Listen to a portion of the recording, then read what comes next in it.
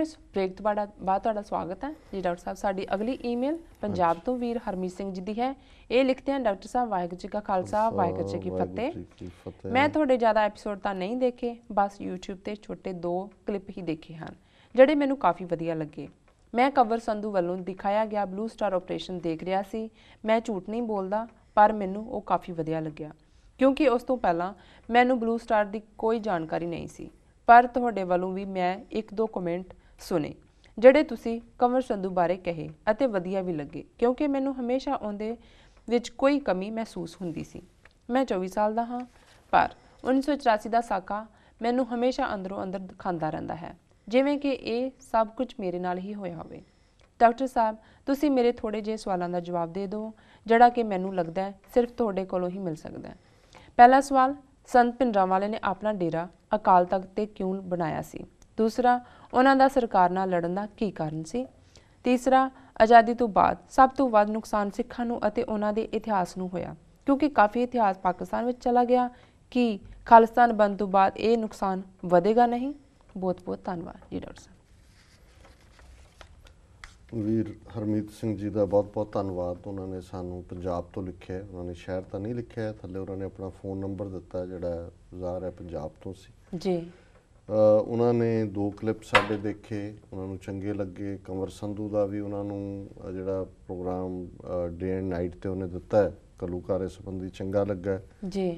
फिर जो उन्होंने साडे उहदे ते कमेंट देखे वो भी उन्होंने वधिया लगे जी। सो उन्होंने बड़ी ईमानदारी नाल कि एक 24 सालों का बच्चा जिहड़ा कि जून 84 के घल्लूघारे तो बाद पैदा होया है, पर जिहड़ी उन्हां दी सब तो इस लिखत दे विच टचिंग लाइन सी जिहने मैनू काफ़ी जिहड़ा वो टच कीता है जी, वो ये सी कि भी पता नहीं क्यों मैनू मैं अंदरों अंदर जिहड़ा खुरदा ये सोच के कि की होया साडे नाल और मैनू ये लगता है भी ये सब मेरे नाल होया।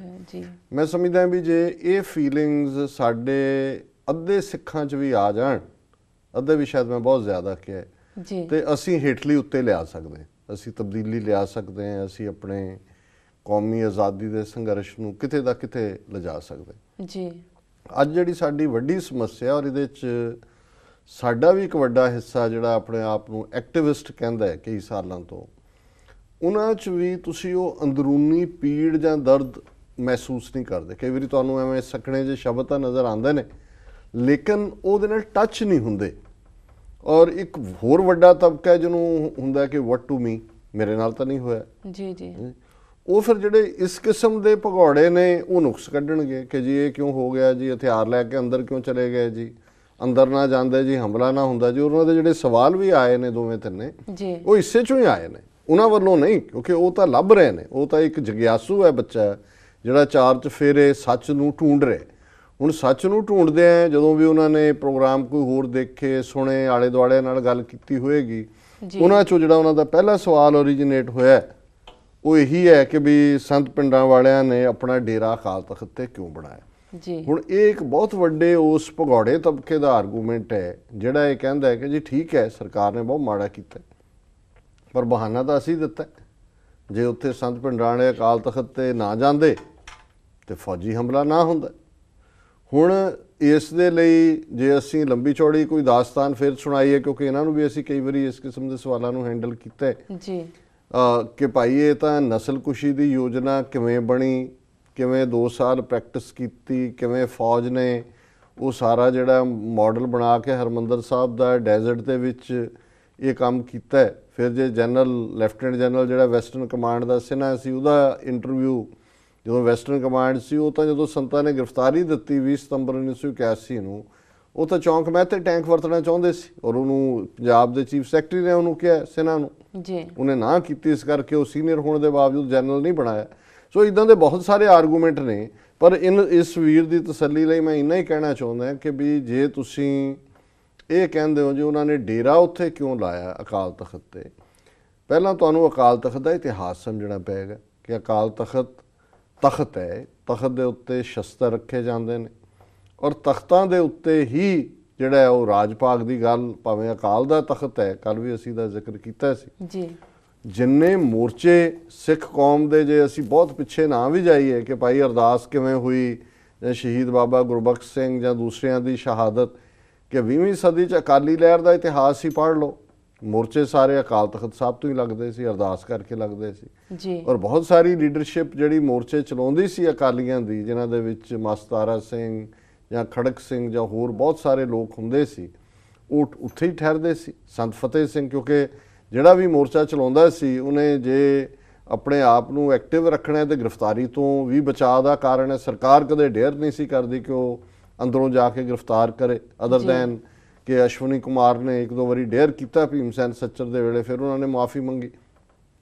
ਸੋ ਫਤਿਹ ਸਿੰਘ ਨੇ ਵੀ, ਹਾਲਾਂਕਿ ਇੱਕ ਪੋਲੀਟੀਕਲ ਮੈਂ ਓਵਰਗਰਾਊਂਡ ਦੀ ਗੱਲ ਕਰਦਾ, ਵੀ ਉੱਥੋਂ ਹੀ ਰਨ ਹੁੰਦੀਆਂ ਰਹੀਆਂ। ਫਰਕ ਇੰਨਾ ਸੀ ਕਿ ਜੇ ਕੋਈ ਵੀ ਲੜਿੰਦਾ, ਜਿਵੇਂ ਅਕਾਲੀਆਂ ਦੀ ਲਹਿਰ ਵੇਲੇ 1920 'ਚ ਕੁਝ ਬੱਬਰ ਅਕਾਲੀ ਜਿਹੜੇ ਹਥਿਆਰਬੰਦ ਸੰਘਰਸ਼ 'ਚ ਯਕੀਨ ਰੱਖਦੇ ਸੀ, ਉਹ ਵੀ ਆ ਕੇ ਪਨਾਹ ਲੈ ਲੈਂਦੇ ਸੀ ਹਰਮੰਦਰ ਸਾਹਿਬ ਕੰਪਲੈਕਸ।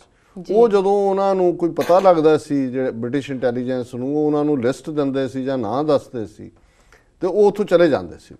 ਸੋ ਇਸ ਕੇਸ 'ਚ ਜੇ ਮੰਨ ਲਓ ਕਾਰਨ ਸੰਤਾਂ ਦੇ ਉੱਥੇ ਹਥਿਆਰ ਲੈ ਕੇ ਜਾਣ ਕਰਕੇ ਹੀ ਸਰਕਾਰ ਦੇ ਹਮਲੇ ਦਾ ਹੁੰਦਾ ਹੈ, ਸੰਤਾਂ ਦੇ ਖਿਲਾਫ ਤਾਂ ਕੋਈ ਕੇਸ ਵੀ ਰਜਿਸਟਰ ਨਹੀਂ ਸੀ ਜੀ। ਜੇ ਤਾਂ ਇਹ ਹੈ ਕਿ ਸਰਕਾਰ ਨੇ ਕੋਈ ਦੋਸ਼ ਆਇਦ ਕੀਤੇ ਹੁੰਦੇ, ਉਹਨਾਂ ਨੂੰ ਉਹ ਲਿਸਟ ਦਿੰਦੇ ਸ਼੍ਰੋਮਣੀ ਕਮੇਟੀ ਨੂੰ ਕਿ ਜੀ ਸੰਤ ਭਿੰਡਰਾਂਵਾਲੇ ਜਾਂ ਫਲਾਂ ਸਿੰਘ ਸਾਨੂੰ ਚਾਹੀਦੇ ਨੇ ਇਹ ਕਾਨੂੰਨ ਨੂੰ ਫੇਸ ਕਰਨ, ਉਹ ਨਾ ਕਰਦੇ, ਫਿਰ ਉਹ ਕਹਿੰਦੇ ਕਿ ਜੀ ਅਸੀਂ ਹੁਣ ਉਹਨਾਂ ਨੂੰ ਅਰੈਸਟ ਕਰਨ ਲਈ ਪੁਲਿਸ ਭੇਜਣੀ ਹੈ ਜਾਂ ਜੋ ਵੀ ਹੈ, ਫਿਰ ਤੁਹਾਡਾ ਇੱਕ ਦੁਨੀਆ ਦੇ ਵਿੱਚ ਲੀਗਲ ਆਰਗੂਮੈਂਟ ਵੀ ਬਣਦਾ ਜੀ। ਲੇਕਿਨ ਇਹਦਾ ਤਾਂ ਕੋਈ ਸੰਤਾਂ ਦਾ ਹਥਿਆਰਾਂ ਸਮੇਤ ਹੋਣਾ, ਜਾਂ ਉੱਥੇ ਉਹ ਕਿਹੜਾ ਅਕਾਲ ਤਖਤ ਦੇ ਉੱਤੇ ਰਹਿੰਦੇ ਸੀ, ਜਿਵੇਂ ਜੇ ਫਤਿਹ ਸਿੰਘ ਨੇ ਬਾਅਦ 'ਚ ਭਾਵੇਂ ਉਹ ਕੁੰਡੂ ਨੇ ਢਾਏ, ਉਹ ਵੀ ਨਾਲ ਦੀ ਇਮਾਰਤ ਦੇ ਉੱਤੇ ਸੀ। ਔਰ ਦੂਸਰੀ ਗੱਲ, ਜੇ ਇਹਨੂੰ ਇੱਕ ਕਾਰਨ ਬਣਾ ਕੇ ਹਮਲੇ ਦਾ ਇਹ ਬਣਿਆ ਹੋਏ ਤੇ ਫਿਰ 37 ਇਤਿਹਾਸਕ ਗੁਰਦੁਆਰਿਆਂ ਤੇ ਟੈਂਕਾਂ ਤੋਪਾਂ ਨਾਲ ਹਮਲਾ ਕਿਉਂ ਹੋਇਆ? ਉੱਥੇ ਤਾਂ ਭਿੰਡਰਾਂਵਾਲੇ ਨਹੀਂ ਸੀ ਬੈਠੇ ਹਥਿਆਰ ਲੈ ਕੇ। ਸੋ ਦੂਸਰੀ ਗੱਲ ਜਿਹੜੀ ਉਹ ਵੀ ਪਹਿਲੀ ਨਾਲ ਹੀ ਜਾ ਜੁੜਦੀ ਹੈ ਕਿ ਜੀ ਭਿੰਡਰਾਂਵਾਲਿਆਂ ਨੇ ਇਹ ਲੜਾਈ ਕਿਉਂ ਲੜੀ? ਉਹਨਾਂ ਨੇ ਤਾਂ ਕੋਈ ਲੜਾਈ ਨਹੀਂ ਲੜੀ, ਉਹਨਾਂ ਨੇ ਡਿਫੈਂਡ ਕੀਤਾ, ਅਕਾਲ ਤਖਤ ਨੂੰ ਡਿਫੈਂਡ ਕੀਤਾ। ਤੇ ਡਿਫੈਂਸ ਦਾ ਰਾਈਟ ਤਾਂ ਅਮਰੀਕਾ ਵਰਗੇ ਮੁਲਕ 'ਚ ਜੇ ਤੁਹਾਡੇ ਕੋਲ ਹਥਿਆਰ ਹੈ, ਲਾਇਸੈਂਸਡ ਵੈਪਨ ਹੈ, ਤੁਹਾਡੇ ਘਰ ਦੀ ਚਾਰ ਦੀਵਾਰੀ 'ਚ ਕੋਈ ਤੁਹਾਡੀ ਮਰਜ਼ੀ ਤੋਂ ਬਿਨਾਂ 50 ਬੰਦੇ ਵੀ ਆ ਵੜਦੇ ਨੇ, ਤੁਸੀਂ 50ਵਾਂ ਨੂੰ ਵੀ ਸ਼ੂਟ ਡਾਊਨ ਕਰ ਦਿਓ, ਤੁਹਾਡੇ ਤੇ ਕਦੇ ਕੇਸ ਨਹੀਂ ਚੱਲਦਾ, ਕਿਉਂਕਿ ਤੁਹਾਡਾ ਸੈਲਫ ਡਿਫੈਂਸ ਹੈ ਜੀ। ਕਿਉਂਕਿ ਤੁਸੀਂ ਬਾਹਰ, ਹਾਂ ਜੇ ਤੁਸੀਂ ਆਪਣੀ ਘਰ ਦੀ ਚਾਰ ਦੀਵਾਰੀ ਤੋਂ ਬਾਹਰ ਨਿਕਲ ਕੇ ਕਿਸੇ ਤੇ ਹਮਲਾ ਕਰਦੇ ਹੋ, ਤੁਸੀਂ ਉਹਦੇ ਲਈ ਦੋਸ਼ੀ ਮੰਨੇ ਜਾਂਦੇ ਹੋ। ਇਹ ਦੁਨੀਆ ਦੇ ਵਿੱਚ ਸੈਲਫ ਡਿਫੈਂਸ ਦਾ ਰਾਈਟ ਹੈ। ਸੋ ਸੰਤ ਭਿੰਡਰਾਂਵਾਲਿਆਂ ਨੇ, ਜਨਰਲ ਸੁਬੇਗ ਸਿੰਘ, ਭਾਈ ਅਮਰੀਕ ਸਿੰਘ ਜਾਂ ਸਿੰਘਾਂ ਨੇ ਬਾਹਰ ਨਿਕਲ ਕੇ ਕਿਸੇ ਦਾ ਕੋਈ ਨੁਕਸਾਨ ਨਹੀਂ ਕੀਤਾ। ਉਹ ਆਪਣੇ ਗੁਰਦੁਆਰਾ ਸਾਹਿਬ, ਆਪਣੇ ਤਖਤ ਜਿੱਥੇ ਸ਼ਸਤਰ ਰੱਖੇ ਨੇ, ਜਿਨ੍ਹਾਂ ਗੁਰਦੁਆਰਿਆਂ ਨੂੰ ਅਸੀਂ ਸਦੀਆਂ ਤੋਂ ਡਿਫੈਂਡ ਕਰਦੇ ਆਏ ਹਾਂ। ਬਾਬਾ ਦੀਪ ਸਿੰਘ ਸ਼ਹੀਦ ਨੇ ਆ ਕੇ ਇੱਥੇ ਸੀਸ ਦਿੱਤਾ ਹੈ, ਸ਼ਹੀਦ ਬਾਬਾ ਗੁਰਬਖਸ਼ ਸਿੰਘ 30 ਸਿੰਘਾਂ ਦੇ ਨਾਲ ਸ਼ਹੀਦ ਹੋਏ ਨੇ। ਔਰ ਇਹ ਉਹ ਥਾਂ ਹੈ ਜਿਨ੍ਹਾਂ ਬਾਰੇ ਪ੍ਰੋਫੈਸਰ ਪੂਰਨ ਸਿੰਘ ਕਹਿੰਦੇ ਨੇ ਕਿ ਹਰ ਹਰਮੰਦਰ ਦੀ ਸਿਲ ਦੇ ਥੱਲੇ ਹਜ਼ਾਰਾਂ ਸਿੱਖਾਂ ਦਾ ਖੂਨ ਡੁੱਲਿਆ ਹੋਇਆ। ਸੋ ਸਾਡੀ ਤਾਂ ਪਵਿੱਤਰਤਾ ਹੀ ਹਰਮੰਦਰ ਦੀ ਸ਼ਹੀਦੀਆਂ ਚੋਂ ਨਿਕਲੀ ਹੈ। ਸੋ ਅਸੀਂ ਸਮਝਦੇ ਹਾਂ ਵੀ ਸੰਤਾਂ ਨੇ ਕੋਈ ਲੜਾਈ ਨਹੀਂ ਲੜੀ ਹੈ ਸਰਕਾਰ ਦੇ ਖਿਲਾਫ ਜਾ ਕੇ ਕਿਸੇ ਵੀ ਕਾਨੂੰਨ ਦੀ ਉਲੰਘਣਾ ਕਰਕੇ। ਜੇ ਹਮਲਾ ਹੋਇਆ ਉਹਨਾਂ ਨੇ ਡਿਫੈਂਡ ਕੀਤਾ, ਫਿਰ ਉਹ ਪੂਰੇ ਯੋਧਿਆਂ ਦੀ ਤਰ੍ਹਾਂ ਲੜੇ ਨੇ to the last breath and bullet ਜੀ। ਔਰ ਤੀਸਰੀ ਗੱਲ ਉਹਨਾਂ ਨੇ ਕਹੀ ਹੈ ਕਿ ਆਲਰੇਡੀ ਸਾਡਾ ਇਤਿਹਾਸ ਪਾਕਿਸਤਾਨ 'ਚ ਰਹਿ ਗਿਆ, ਜੇ ਖਾਲਿਸਤਾਨ ਬਣਦਾ ਹੈ ਕਿ ਸਾਡਾ ਫਰਦਰ ਨੁਕਸਾਨ ਨਹੀਂ ਹੋਏਗਾ। ਦੇਖੋ ਗੱਲ ਇਹ ਹੈ ਵੀ ਨੁਕਸਾਨ ਤਾਂ 18ਵੀਂ ਸਦੀ ਤੋਂ ਲੈ ਕੇ ਅਸੀਂ ਵੱਡਾ ਘੱਲੂਘਾਰਾ, ਛੋਟਾ ਘੱਲੂਘਾਰਾ, ਉਸ ਦੌਰਾਨ ਕਿੰਨਾ ਕੁਛ, ਮੀਰ ਮੰਨੂ, ਲੱਖੂ, ਲਖਪਤ ਰਾਏ, ਔਰ ਜ਼ਾਹਰ ਹੈ ਵੀ 47 'ਚ ਬਹੁਤ ਸਾਰਾ ਪਾਰਟ ਜਿਹੜਾ ਪਾਕਿਸਤਾਨ 'ਚ ਫਿਰ ਵੀ ਮਹਿਫੂਜ਼ ਹੈ। ਅੱਜ ਵੀ ਪਿਛਲੇ ਦਿਨਾਂ 'ਚ ਇੱਕ ਇਸਲਾਮਿਕ ਸਕਾਲਰ ਜਿਨ੍ਹਾਂ ਨੇ ਸਿੱਖ ਗੁਰੂ ਸਾਹਿਬਾਨ ਦੇ ਉੱਤੇ ਵੀ ਲਿਖਿਆ, ਇੰਗਲੈਂਡ ਦੇ ਵਿੱਚੋਂ ਇੱਕ ਯੂਨੀਵਰਸਿਟੀ ਦੇ ਵਿੱਚ ਪੜ੍ਹਾਉਂਦੇ ਨੇ, ਮਿਸਟਰ ਇਕਤਦਾਰ ਕਰਾਮਤ ਚੀਮਾ ਉਹਨਾਂ ਦਾ ਨਾਂ ਹੈ। ਤੇ ਯੂਬਾ ਸਿਟੀ ਉਹ ਮੁੱਖ ਸਪੀਕਰਸ ਜੋ ਸਨ ਗੁਰੂ ਅਮਰਦਾਸ ਜੀ ਤੇ ਵੀ ਉਹਨਾਂ ਨੇ ਰਿਸਰਚ ਕਰਕੇ ਕਿਤਾਬ ਲਿਖੀ ਹੈ। ਸੋ ਉਹ ਇਹ ਕਹਿਣ ਲੱਗੇ ਕਿ ਵੀ ਅੱਜ ਜਿਹੜਾ ਬਹੁਤ ਸਾਰਾ ਸਿੱਖਾਂ ਨੂੰ ਇਤਿਹਾਸ ਸੇ ਪੜ੍ਹ ਰਹੇ ਨੇ ਜਾਂ ਪੜ੍ਹਾਇਆ, ਉਹ ਬਹੁਤ ਸਾਰੇ ਉਹਨਾਂ ਸੋਰਸਿਸ ਤੋਂ ਹੈ ਜਿਹੜੇ ਰਿਲਾਇਬਲ ਨਹੀਂ ਨੇ, ਇਤਬਾਰਯੋਗ ਨਹੀਂ ਨੇ।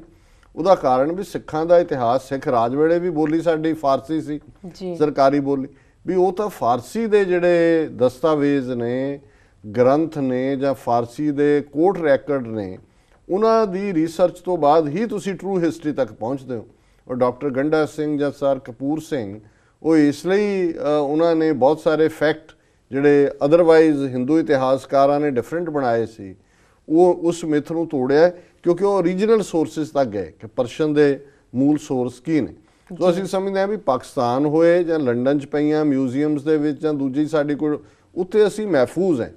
ਹਿੰਦੁਸਤਾਨ 'ਚ ਤਾਂ ਜਿੰਨਾ ਕੁ ਸੀ ਇਤਿਹਾਸ ਸਾਡਾ ਉਹ ਲੁੱਟ ਕੇ ਲੈ ਗਏ ਜੂਨ 84 'ਚ, ਜਿਹੜਾ ਰਹਿ ਗਿਆ ਉਹਨਾਂ ਨੇ ਸਾੜਨ ਦੇ ਬਹਾਨੇ ਕਿੱਥੇ ਰੱਖਿਆ, ਕੀ ਕੀਤਾ ਸਾਨੂੰ ਨਹੀਂ ਪਤਾ। ਸੋ ਅਸੀਂ ਖਾਲਿਸਤਾਨ ਇਸੇ ਲਈ ਬਣਾਉਣਾ ਚਾਹੁੰਦੇ ਹਾਂ ਕਿ ਸਾਡਾ ਇੱਕ ਆਪਣਾ ਮੁਲਕ, ਜਿੱਥੇ ਜੋ ਦੁਨੀਆ ਭਰ ਦੇ ਵਿੱਚ ਅੱਜ ਤਾਂ ਅਸੀਂ ਇਹੀ ਕਾਲ ਦਿੰਦੇ ਹਾਂ ਵੀ ਜਿੱਥੇ ਵੀ ਕਿਸੇ ਦੇ ਕੋਲ ਹੈ, ਪ੍ਰਾਈਵੇਟ ਹੱਥਾਂ 'ਚ ਹੈ, ਨਿਲਾਮੀ ਹੋ ਰਹੀ ਹੈ, ਕਿ ਰਹਿਣ ਦਿਓ ਉੱਥੇ ਹੀ, ਉਹਨੂੰ ਕਿਤੇ ਜਾ ਕੇ ਹਿੰਦੁਸਤਾਨ ਲਿਜਾਓਗੇ ਉਹ ਪਹਿਲਾਂ ਹੀ ਲੁੱਟ ਕੇ ਲੈ ਗਏ ਨੇ ਤੇ ਛਾੜ ਦਿੱਤਾ ਹੈ ਉਹਨਾਂ ਨੇ ਲਾਇਬ੍ਰੇਰੀ ਨੂੰ, ਜੋ ਬਚਿਆ ਕਿਤੇ ਉਹ ਵੀ ਲੈ ਜਾਣਗੇ ਜਦੋਂ ਸਾਡਾ ਮੁਲਕ ਬਣੇਗਾ। ਇਹ ਠੀਕ ਹੈ, ਅੱਜ ਮਿਊਜ਼ੀਅਮ 'ਚ ਪਿਆ ਇੰਗਲੈਂਡ ਦੇ, ਕੋਹ ਨੂਰ ਪਿਆ, ਰਣਜੀਤ ਸਿੰਘ ਦੀ ਕੁਰਸੀ ਪਈ ਹੈ, ਸਾਡੇ ਬੈਟਲ ਫਲੈਗ ਪਏ ਨੇ, ਕੋਈ ਚੀਜ਼ਾਂ ਨਿਲਾਮ ਹੋ ਰਹੀਆਂ, ਲੈਟ ਇਟ ਬੀ ਸੋ ਜੀ, ਕਿਉਂਕਿ ਉੱਥੇ ਖੜਨਾ ਹਿੰਦੁਸਤਾਨ 'ਚ ਮਹਿਫੂਜ਼ ਨਹੀਂ ਹੈ ਸਾਡਾ ਇਤਿਹਾਸ ਔਰ ਕਲਚਰ ਜਿਸ ਤਰੀਕੇ ਦੇ ਨਾਲ ਇੰਡੀਅਨ ਔਨਸਲੌਟ ਚੱਲ ਰਿਹਾ। ਸੋ ਮੈਂ ਫਿਰ ਵੀ ਵੀਰ ਹਰਮੀਤ ਸਿੰਘ ਜਿਨ੍ਹਾਂ ਨੇ ਬੜੀ ਇਮਾਨਦਾਰੀ ਨਾਲ ਆਪਣੇ ਜਜ਼ਬਾਤਾਂ ਦਾ ਇਜ਼ਹਾਰ ਕੀਤਾ ਹੈ, ਉਹਨਾਂ ਦਾ ਧੰਨਵਾਦ ਕਰਦੇ ਹਾਂ ਕਿ ਉਹਨਾਂ ਨੇ ਸਾਨੂੰ ਲਿਖਿਆ ਜੀ। ਇਸ ਦੇ ਨਾਲ ਡਾਕਟਰ ਸਾਹਿਬ ਲੈਣੇ ਬ੍ਰੇਕ। ਵਿਊਅਰਸ, ਵਿਚਾਰਾਂ ਦੇ ਸਿਲਸਿਲਾ ਇਸ ਤਰ੍ਹਾਂ ਚੱਲਦਾ ਰਹੇਗਾ। ਮਿਲਦੇ ਹਾਂ ਆਫਟਰ ਦ ਸ਼ਾਰਟ ਬ੍ਰੇਕ।